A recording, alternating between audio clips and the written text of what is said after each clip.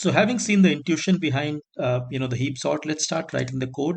The first thing, as we know, we do is to import the heapq module, and then I define a function called, let's say, heap sort, and I'm going to pass in an argument as L underscore US. So basically an unsorted list.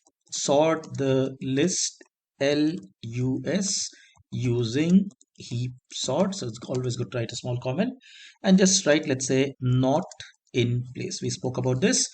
Now, even though this is not in place, but just to be consistent with the previous, algorithms that we have done, previous code that we have written, I'm just going to make a copy of the unsorted list. I slice this again, and I just determine the length of this. Now I create a placeholder for my sorted list. So this is basically, let's say I initialize it all to 0. So 0 for, let's say, in range n, and I can just write a placeholder for the sorted list.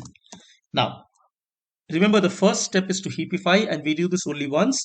Also recall that the heapify function from heapq module does this in place. So all I need to do is to say heapq dot say heapify and L. So L has been heapified, has become a min heap now.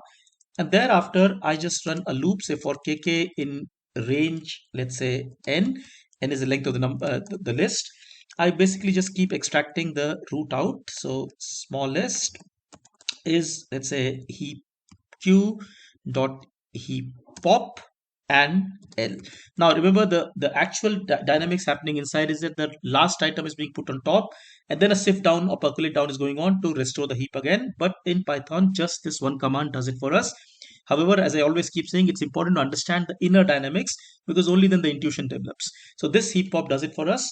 And having done this, I just go and say, well, LSKK is equal to the smallest. So I just kind of like, um, move this guy to the new list, move the smallest item to the new list, and this is pretty much all we need.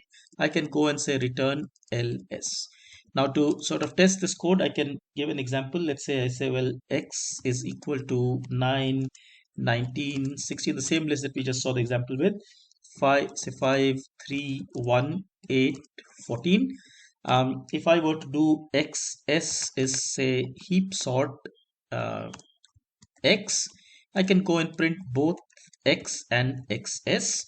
When I run this piece of code, I notice that my list has been sorted, and importantly, because of the let's say non in place nature of the way we have written the function, remember xs has been sorted, but x is completely unchanged. So very straightforward. The important thing to understand is that, look, the heapify is happening only once, and thereafter in a loop we are just extracting the root many times, and heap pop does it nicely for us in a very efficient manner. This is pretty much it. Later on, we'll look at the complexity of this and analyze the runtime. But I hope you found this interesting. Do look at our website www.yboy.in for more such content, and forever enjoy coding. Take care. Thank you so much. Bye bye.